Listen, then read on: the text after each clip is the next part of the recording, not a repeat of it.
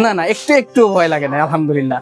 বরঞ্চ আমার যখন ব্যথা উঠতো তখন তিনি এসে, আমি ওনাকে বলতাম যে স্যার আমার তো পায়ে ব্যথা করতেছে, তিনি এসে একেবারে অপারেশনের জায়গায় এসে বলতো যে কিসের ব্যথা কিসের ব্যথা, ভাই কোনো সমস্যা নাই।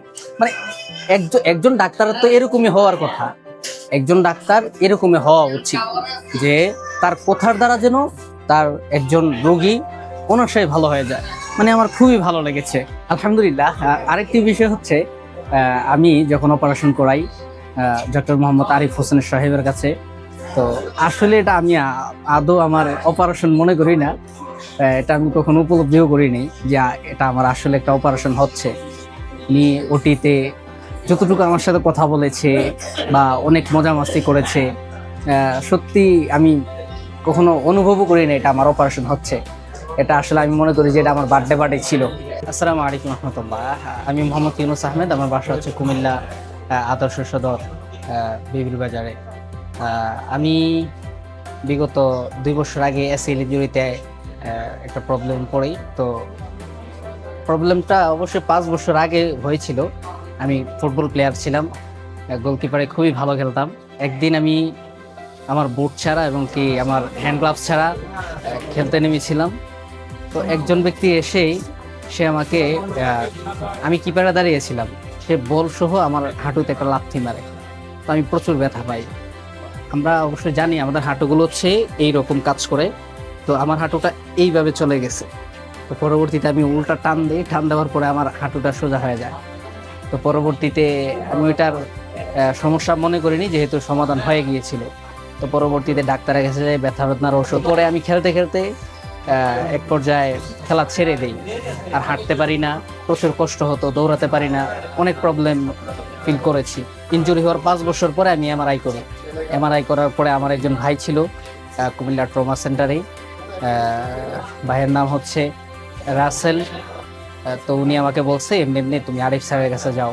পরে আরিফ স্যারের কাছে আসি, উনি রিপোর্ট দেখে বলতেছে যে আপনার তো এসিএল কেটে গেছে, প্লাস হচ্ছে ভিতরে কিছু কুসুম নষ্ট হয়ে গেছে। পরে উনি আমাকে আলহামদুলিল্লাহ অপারেশন করায়।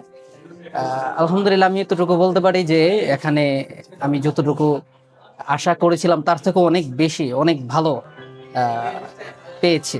আমি এতটুকু আশাও করিনি ওয়াল্লাহি। আলহামদুলিল্লাহ এখন আমি প্রায় আমার 3 বছর অতিবাহিত হয়ে গিয়েছে। আলহামদুলিল্লাহ এখন আমি খুব ভালো হাঁটাচলা করতে পারি। আসসালামু আলাইকুম, আমি ডক্টর মোহাম্মদ আরিফ হোসেন, সহকারী অধ্যাপক sports medicine and arthroscopy surgery. বর্তমানে আমি জাতীয় অর্থোপেডিক হাসপাতাল ও পুনর্বাসন প্রতিষ্ঠানের সহকারী অধ্যাপক হিসাবে কর্মরত আছি।